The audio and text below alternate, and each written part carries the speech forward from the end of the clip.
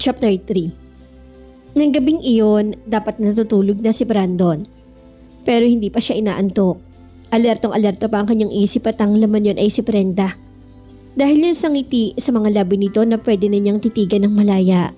Dahil naririnig din niya ang tawa nito na resulta ng birong nagmula sa kanya. Dahil nakikita niya ang pagtitiwala sa maamong mukha nito. Idagdag pang ilang beses niya na nahawakan ng walang pag-atubili ang kamay nito. Lumiliyad ang dibdib niya kapag naiisip niya na hindi ito nakakaisip na magduda sa intensyon niya. Kahit mag-isa siya sa kanyang kwarto ay napapangiti siya sa kasiyahang nararamdaman niya. Hindi nito iniisip na napagsamantalahan siya.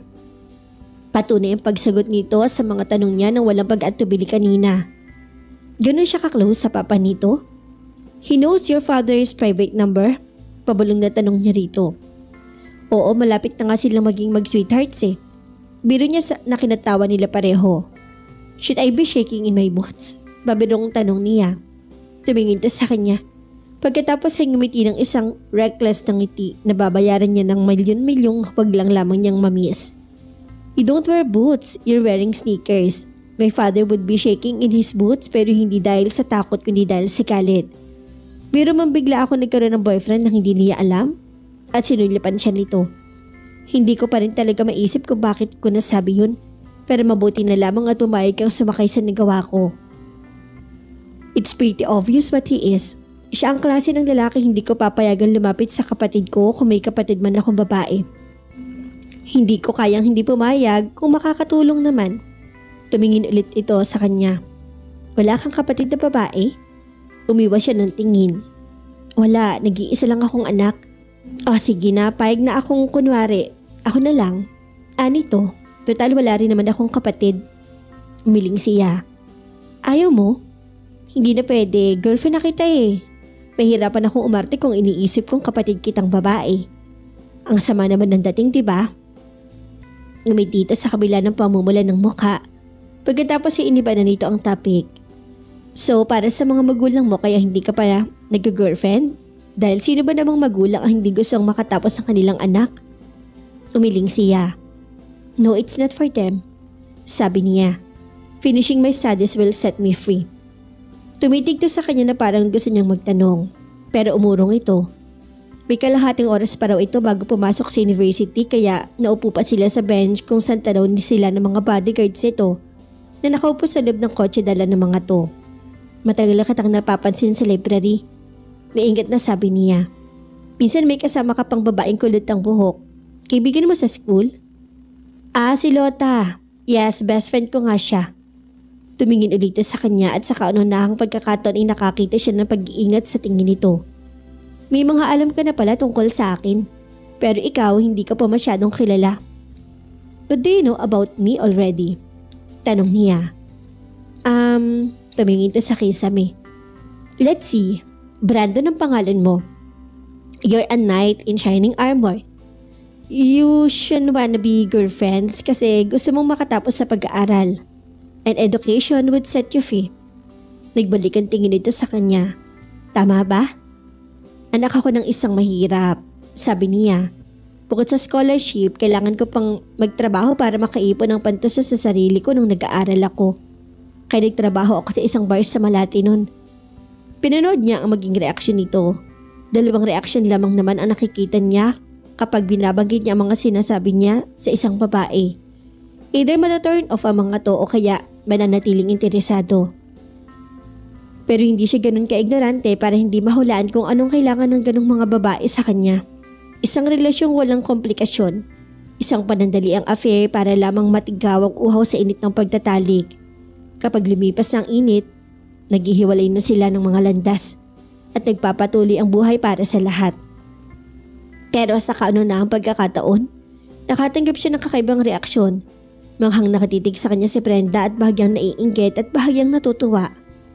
It must feel good to be able to work, sabi nito. To be free, yung magagawa mo kung anong gusto mong gawin at may sarili kang choices na ikaw ang pumipili para sa sarili mo at hindi ibang tao. Nangalumbaba ito sa mesa habang nakatitig pa rin sa kanya.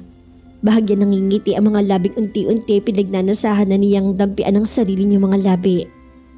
If she had come any closer, then it would have been at her peril. Pero hindi naman siya ganun kabaliw para halikan ito sa in a broad daylight.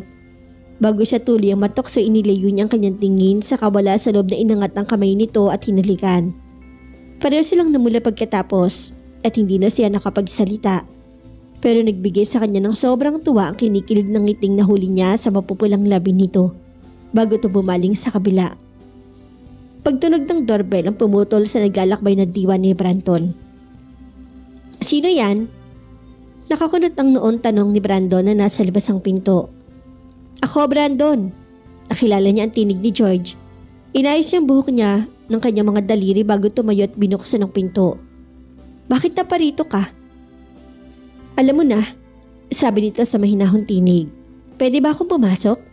Pagkatapos ng sandaling pag-aalinlangan, inilakay niya ang awang ng pinto at tumabi siya para makapasok ito.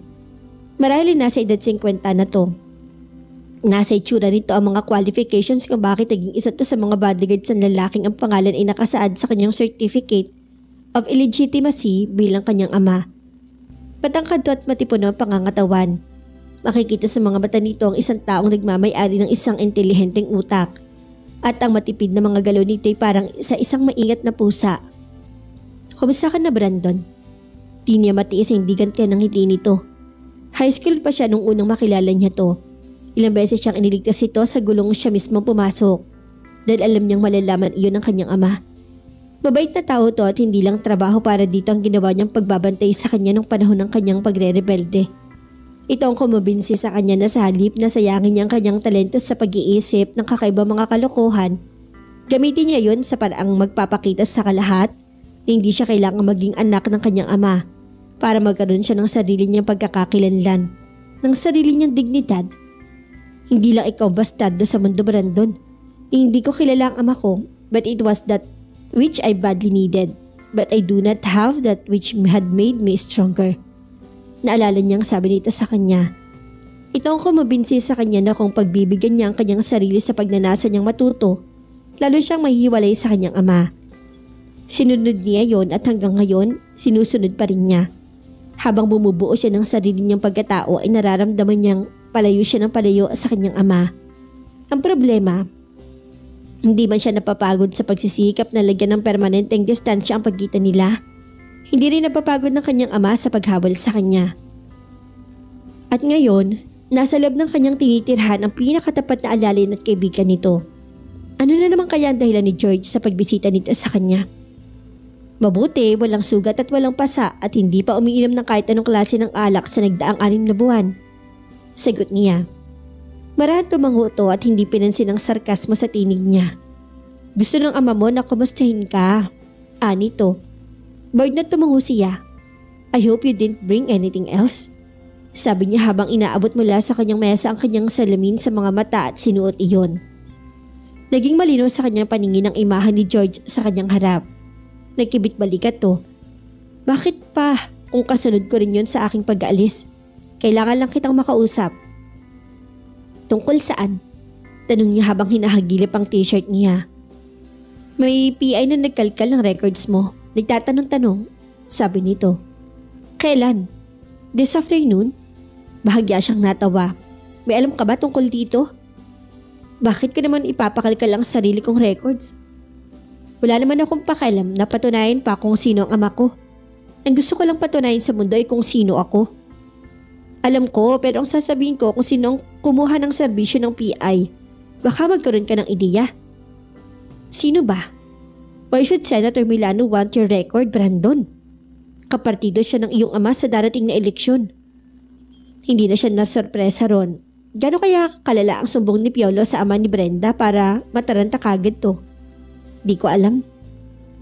Come on, Brandon, you must know. Bakit magkakalkal ng basura si Senator tungkol sa ama mo? Hindi ko makuha. Tumalim ang mga mata niya. Damn it, iho, hindi ko sinasabing ikaw ang basura. Basura ako, ganun talaga ang buhay. Bastardong anak, diba? Dumi ako sa at baho sa malinis sa reputasyon ng ama ko. Malamig na sabi niya. For goodness sake, Brandon, kailan mo bubuksan ang puso mo? Mahal ka ng ama mo at wala siyang pakialam sa sasabihin ng iba. Tatanggapin ka niya ng buong puso sa kanyang pamilya. Iniwan niya ang ina ko dahil mahirap lang siya. Dahil anak ang inay ko ng isang janitor. Paalala niya rito. Bakit? Dahil sa kanyang ambisyong maging isang makapangyarihang politiko? Yun ang kasalanan niya. Kung makasisira sa kanyang ginawa niya, bahala na siya sa buhay niya. Hindi ko balak tumulong para linisin niya ang duming ikinalat niya. Iniwan niya ako noong iniwan niya ang aking ina. Kung nag-iisa sa pagbubuntis sa akin. Hanggang doon na lang ang koneksyon namin. Gusto niyang dalhin mo ang pangalan niya. Kontento na ako sa pangalan ko. Pakisabi na lang no. Thank you. Maaga pa akong papasok bukas, matutulog na ako, George. Pasensya ka na. Paano mang kapatid mo? Nasasabik silang makilala ka. Natigilan siya. Pinagtapat na ng papa mo sa kanila tungkol sa iyo at gusto ka makilala ni Cleofe at Portia. In fact, excited na silang makilala ka. At hindi ko alam kung anong sasabihin ko sa kanila pagbalik ko ron na inaasahan nilang kasama na kita. Tumiim ang kanyang mga bagang at galit na tumingin siya rito. Sabihin mo sa kanila ang totoo. Sabi niya na hindi ko gusto magkaroon at ni konting kaugnayan sa kanila. You don't mean that, sabi nito. Nahiya nag-iwas siya ng tingin.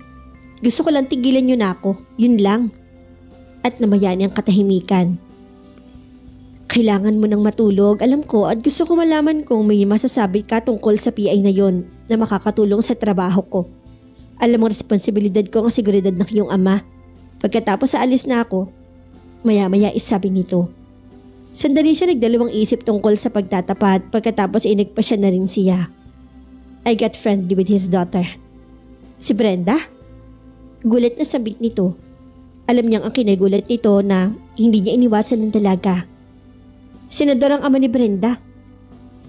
Natulad ng kanyang ama, nagkibit-balikat siya at umaktong parang baliwala sa kanyang opinyon niyon. Maganda siya. At halatang may gusto siya sa akin. Bakit hindi? Sa kanunahang pagkakataon ay sinasabi mo sa akin susundan mo naging pagkakamali ng ama mo nun? Napatingin siya rito. Hindi ako katulad ng ama ko. Hindi niya napigilang sabihin. Kung magsalita ka parang wala kang pakialam sa pagkababae ng babaeng pinagsasabihan natin at pinag-uusapan. O wala nga kaya? Nang umiti ito'y pinigil niyang ipakita ang inis na nararamdaman niya. Naisan siya nito at nasabi niya sa kanunahang pagkakataon ng pilit na iniiwasan niyang sabihin. Naaman niya ang amo nito. I'm going. Sabi nito habang tinatapik ng mabigat na kamay nito ang kanyang balikat. She's a good girl, Iho, and I could have chosen a better partner for you. Magkakilala pa lang kami. Defensive naman na sabi niya. Bakit ba niya nasabi-sabi tungkol kay Brenda? Pag-uwi ni George ay may mapapag-usapan na to at ang kanyang ama tungkol sa kanya. Hindi siya nag-iisip. Isa pa, sinabi ko rin sa kanyang mahirap ang ama ko. Pahabol na wika niya lang. Umiling-iling ito habang nagtutungo sa pinto at siguradong salip na mandiri ay naawa pa siya sa'yo. You're wrong. Hindi niya to bibigyan ng satisfaction para sabihing tama to nang sinabi nitong hindi nga nandidiri sa kanya si Brenda. We will see in a few days kung tama ako o hindi. Anita sa kabinuksan ang pinto. Nairitang kumuyam ang mga kamay niya. Ano ba ang laban niya sa isang matalinong matanda na marami ng karanasang pinagdaanan sa buhay? Di niya kayang pabulaanan ng huling sinabi nito. Kami nang bahala sa PI. Sabi nito sa kanya. I'm sure you'll take care of him just fine. Sarkastik ko na sabi niya. Ngumiti lang nito. Sige Iho, ingat ka. At isinara na nito ang pinto. Padabog na nagbalik na siya sa pagkakahiga sa kama. Samantala, si Brando nang unang tumalaw sa isip ni Brenda nang magising siya kinabukasan. At ang alaala ng gwapong mukha nitong nakangiti sa kanya ang nagdala ng unang ngiti sa kanyang mga labi. Bumangon siya ng magaan ng pakaramdam. Lumabas siya sa teres at pinuno ng hangin ng kanyang dibdib. Narinig niyang bumukas ang pinto ng kanyang silid at si Meli ang pumasok. Ang personal alalay niya sa bahay.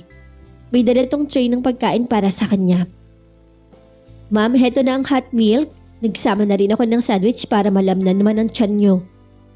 Thank you, Melay. You're welcome, ma'am. Palabas na to nang tawagin niya to. Melay? Yes, ma'am. Masama ba akong anak? Tanong niya at sandaling natigilan to pagkatapos ay umiling. Hindi, ma'am. I can seem to make my parents happy. Mabuti kayong anak, ma'am, kaya lang hindi kayo pareho ng ugali ng iyong mga magulang. Hindi pareho ang mga bagay na nagpapasaya sa inyong tatlo. Tumanaw siya sa malayo. Politics na nagpapasaya sa papa ko.